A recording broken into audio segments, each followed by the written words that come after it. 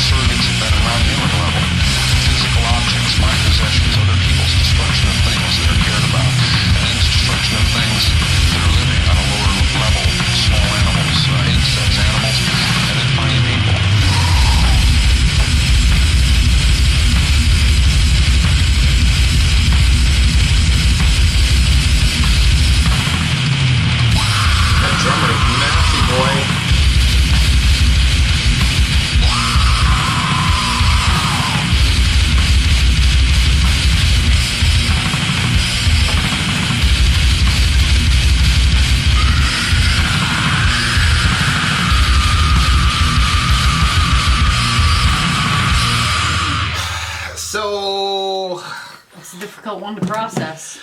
actually, when I was looking for the lyrics, Marilyn Manson, Charles Manson popped in this thing. Huh? Charles Manson. Why? Because that voiceover thing Yeah. was Talking? Yeah, that was Charles Manson.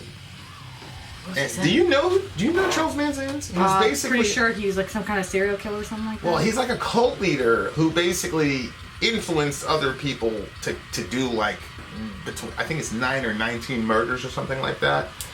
But the first one Who's they the killed. one that would write like pig and? I think that was him. I'm not sure. But the first one they killed was a woman by the name of Sharon Tate. She was an actress, and she was 8 months pregnant. So if you look at the picture of the goat or whatever, the goat I'm assuming would be Manson, and then there's obviously a woman dying in childbirth or whatever. But I guess Charles Manson gave this famous, and I'm not gonna name the name of the thing because I don't want to glorify Manson more than he already is, but basically he gave a famous speech which was lifted and put in here, and then basically he gave the speech from prison, but it basically was like a code to get him out of prison and for his followers. Like there were a lot of subliminals under there that it was weird stuff. But anyway, so it seems like this song is kind of like maybe even the entire record is about that sort of mindset or mentality, or maybe even about Manson himself. Who knows? Good night. But this is the whole misanthropic side of black metal. Yeah. Where you just hate humanity. And I was like, the minute it started, I felt like stabbing myself in the eyes. I'm like, what is going on here? yeah, it definitely had some dark spiritual energy to it. But at the same time, That drummer was like ridiculous. he's very close to our drummer Yes. in proficiency. I think it's one of the probably, I don't know, tragedies about black metal, but it seems to me that in every good black metal band, especially like the true cult black metal guys, in traditional metal, like the guitarists are kind of like the hero. But I feel like in black metal, the drummer is really the hero. Like Magua, the drummer in Magua is a monster. He's an absolute beast. I would say that the drummer of Magua is close to being on the level of our drummer. Our drummer is the best drummer in the world. Clearly. It's not even close. Clearly. Okay, I have to say a couple of things, okay? One of them... Go ahead, because I won't forget you. Go ahead. One of them is that the way, if you're on Genius, look, noise rock, that's one of the ways they categorize it. I've never seen noise rock. That was funny to me. Secondly, the name of the song, Buried with Leeches, gross. Dragged into Sunlight was funny to me. Dragged into Sunlight is the name of the band. Yeah, okay, it's just funny to me because literally I feel like anytime that I open the shades that's what I'm doing to you. It's true. And like I hate Sunlight. Today, like you and Dorian were in the studio and the shades were drawn and it was so freaking dark in here, and like I was just feeling all like ugh, and I'm like, oh, I need some sun. And like I opened up the curtain and like both of you guys looked like villains. Like they were like, I don't know, it looked you guys. You know what it really is? I think it's because my insomnia is so horrible that I'm up when the sky changes. I went to bed like 8:45 this morning or something like that, or 9 o'clock or something like that. So I'm up when the sky changes, the birds are chirping and shit like that, and you're up there looking at the ceiling going, and I almost don't even want to look over there to be reminded of the fact that it happened again. And so I think it's just probably the residual trauma of I was in the room and I had a business call. Like a vampire. Yeah. My mom used to say that. She said, Vincent, you travel upon the floor like a zombie. I'm like, Mom, like if I could help it. I'd be sleeping like you lot. Right. I used to tell her, sleep is for the weak. Sleep is not for the weak. But you were gonna say something. yeah, I decided against it. Okay. So, yeah, I mean, hatred for mankind. I'll tell you what. Here's the thing about this dude. So, I looked at the thing briefly, what the dude was saying, and he was articulate as hell. This Manson fella, extremely again, we talked about this. Marshall Applewhite, these guys. You don't get people to follow you. I've never seen an inarticulate cult leader. Mm-hmm. Like, you have got to have mastery of the language in order to, I forgot that he was a comic book writer. I forgot the guy's name, but basically, he had this belief system that he believed in magic, literal magic, but that the words themselves were magic because of the way that they shape people's reality. Mm-hmm. And so, he's a famous comic. I think Alan Moore, is the guy's name. Yeah, that's interesting. And so he believed this sort of theory that that words were the real form of magic, and if you use enough words in enough ways in such a way as to, and I mean, we've seen it, well, that's why they had rhetoricians. I don't know if that's the correct word usage, but that's and that's free speech, and that's why you have free speach. And your boy, what's his name? The one you always used to say, Augustine. What about him? Yeah, but the church wanted him speaking for them. Well, actually, it was the state, wherever he was at the time, wanted him speaking for them, so that way he could sway the people. Saddam. Because he was such a great... he words. Really put words together well. Yeah, and the power of words. And articulation isn't necessarily... for example, the phrase, "Make America Great Again," shaped an entire reality for our country for 4 years. Just that phrase. And then the guy behind it was that entire reality was shaped by a couple words. And then for other people, when those words fall on the ears, it creates another set of realities for them. And then when people see somebody with a hat that has those words, it creates another reality about that person that may or may not be true. So Moore's argument was, look, man, this is magic. So anyway, when I'm Charles. I'm like, why is there such a fascination with people like him, and why, how that intersects with this whole misanthropic sort of streak that goes through black metal is a very interesting idea to me. And part of me, I feel like this is...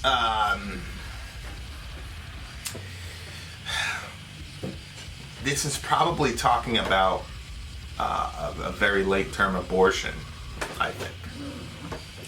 Because it says, sacred rites, blistered hands, blessed dead hands, clutched in time's hold, misery floods the void, the wage of sin plagues mankind again. The wages of sin is obviously death. Scissors cutting through flesh straight into the bone. So, like I said in the previous video, go to drhearn.com and he'll tell you how he'll kill your child at 8 or 9 months for committing the crime of having Down syndrome.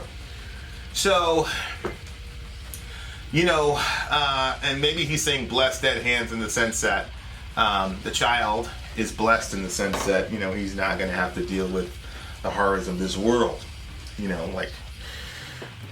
knows? Well, it depends on whose hands you're talking about. If you're saying that the child's hands are what are blessed because the child is dead. Yeah. And then you're saying down lower, the wage of sin plagues mankind again. Then you could say there's a sense in which that child is blessed because it will never have the wage of sin. Well, it says the wage of sin plagues mankind again. Mm-hmm. And the wage of sin is death.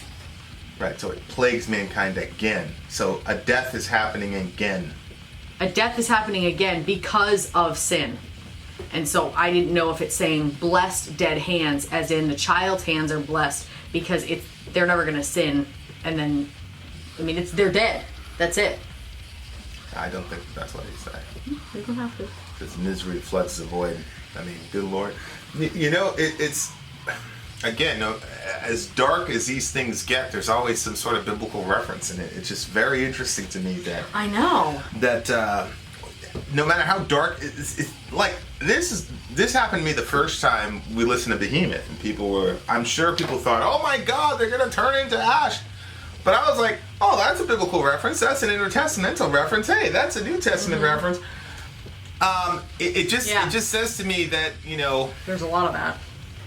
You've got to be in order for black metal to work. To me, it seems that you have to be familiar with the Bible. You know, this is Pauline harmatology. That the wages of sin is death, and then the next line is, but the gift of God is eternal life through Jesus Christ our Lord. And if you came up in a society that only focuses on the first half and not the second half, then I understand why you would write a black metal song.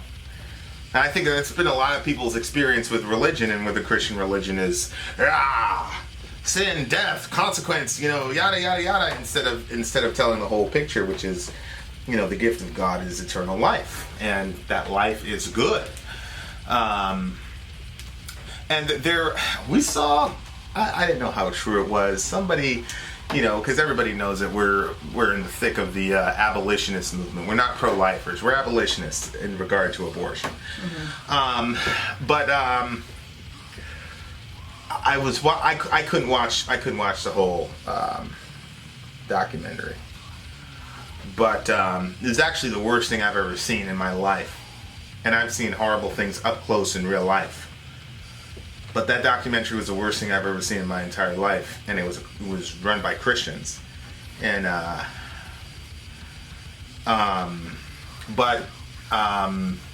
one of the things that they were talking about was there were these Satanists at a they were not Satanists. Let me stop that right there, because we know actual Satanists in this form. But they were people devoted to Satan and darkness and evil, whatever people want to call them. Now, I know Christians are going to say I'm a sellout, but to me it's important to make a distinction between like Satanism, like Levian Satanism, or even theistic Satanism, because I know these people now. Yeah. And so the people that are featured in this video, I believe were real, but are like woohoo outlier crazy people that would have been crazy anyway, and they're just trying to. But anyway, they had this woman who was dedicated to Lucifer, whatever, and she was telling them in an interview that that this was a ritual, and that they aborting children and killing them, especially in late stage, was part of their religion. And this is what they were doing, and they were doing all these incantations and things like that, and all the rest of it. And the whole point was it was this Christian ministry saying this is the root of abortion, it's satanic. And I'm like, I didn't need that woman to tell me that abortion was satanic and then it was some sort of ritual sacrifice to some whatever. But it was a thoroughly disturbing video, and I just stopped watching it. I think a lot of people don't realize that. It's like, you don't have to watch every depraved. And I remember one of the ladies that was working with us, she's like, did you watch the video? And I said, well, I watched about 20 minutes of it, and that was the end. I refused to watch it. I'm not watching any more of that. And I said, you shouldn't either. And, you know, God bless her, the woman had 6 abortions and all that, and I just didn't think that she needed to see all that. I mean, she knew what it was. She squared herself with God. You know, she was out there. Yeah. And part of me is like, why would you even show that to somebody who did that 6 times? Why would you do that? Just give that to her knowing, and it's not like she needed to be educated. Like, she knew what she did, and she wasn't trying to do it again. And she was working against it. She is one of the, she's nationally renowned. And so it's like, I remember, you knew the guy, I'm like, why would you show her that? I was like, what the fuck is wrong with you? What did he say? You know how I get when I get mad at people and they kind of freeze up, you know, like, so you didn't say anything. I was the whole thing is just horrible. But anyway, so, you know, I was kind of like reliving some of that stuff, because the picture is kind of obviously disturbing and things like that. But, you know, I think I honestly believe that antinatalism and misanthropic ideation is probably going to spike, or has spiked, due to social media. Yeah. And the fact that a video that showcases the basest examples of human depravity is more likely to go viral than a video of just common everyday human decency is likely to go viral.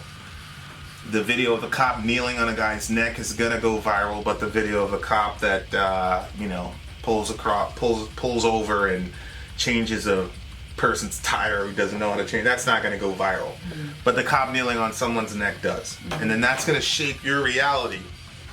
I saw one of a cop saving a 2-year-old's life because she was choking. Yeah, and then the cop became he became the godfather of the kid. Oh, you saw that too? It was a follow-up to the story. So like misanthropy, like I think we're in a real danger of that. I think that that's under the surface, and I think there is going to be, we're going to see another Manson-like cult leader coming around in probably the next 5 to 10 years. And I don't make statements like that, but when I do, they almost always happen.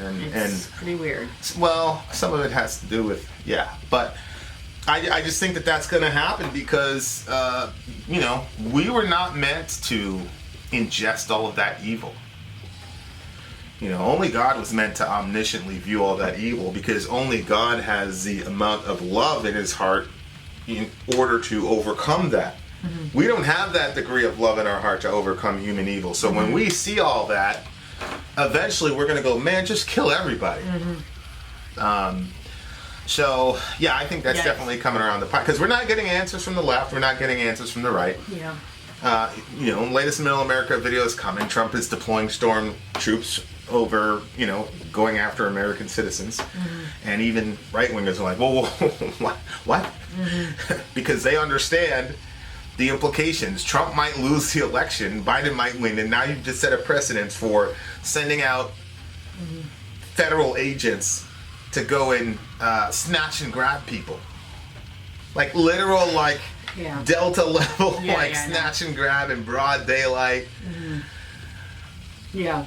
So I just think we're in a very, very precarious situation right now, and I think that you're gonna see these groups like Antifa, etc., metastasize into these groups of very well-meaning people that are going to metastasize into something very dangerous, because we're not meant to ingest all this evil, and we don't have the the reason, there are courses you go through about psychological operation, about how to traumatize people so that they become docile. So like if you flood the brain with enough of that, I forgot what the chemical, it's not endorphins, it's something else that gets released when you're in a traumatic situation. So if you flood the brain with that stuff after a while, people actually shut down and become more docile. And so, ever since I, sat through that whole, I said, oh, like there's a reason that ISIS was posting beheading videos. There's a reason that, then it makes you wonder, then why the hell? But that's a different subject. So to me, I'm like, it's just going to be a matter of time. People are ingesting so much of this craziness that, it's just a matter of time. But anyway, obviously a very dark song, carrying with a very nasty energy, man. Like there's nasty energy in the room right now. I rebuke you in Jesus' name. I know people think that's funny, but say what you want. Try it though. If you're in a situation you're all messed up, do it. See what happens. Even if you don't believe in Jesus, they have to listen. But really dark stuff. But the drumming was insane. The drumming was really, really crazy. Shout out to the drummers of the world. You guys are the real MVP in the black metal world. But I cannot wait for that middle part of that song. So for me, our song. The drummer was an 8 and everything else was a 1. There's a complete Magua ripoff in our song. So shout out to Magua.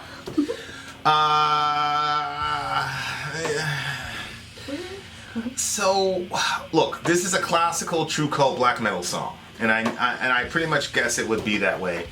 And so the other thing is, yes, it was noise, but there was still a rhythmic element to it. I think it was the drummer. The drummer brought it together. Well, yeah, obviously, if I'm saying rhythmic, there was still a rhythmic element to it that is still, even though it's noise, it's not really noise. It still takes a lot of skill to do. So I can't give it a 1. What did you give it in total? Oh, I said that. Well, I mean, you choose what number you want. I said that it was a 1 on everything else. The drumming was an 8. Everything else is a 1. So what do you give it? Like a 5, a 7? What did you give it? What was your final score? Oh no, I don't know because I It's wanted. I was 8 plus 1 is 9 divided by 2 is 4.5. That'd be a 4.5 would be the average between those two numbers. No, it's 7.2. Okay. I'm gonna go ahead and give this a solid 9. I understand the genre. I understand what he was trying to do with the Manson quotes. So he got his message across, I suppose, because the song made me want to throw up. So, which is, that's part of it. Wonderful. Having said that, I'm gonna go shoot a Middle America video and then take a very long shower after this. Vin out. Sori out. Go.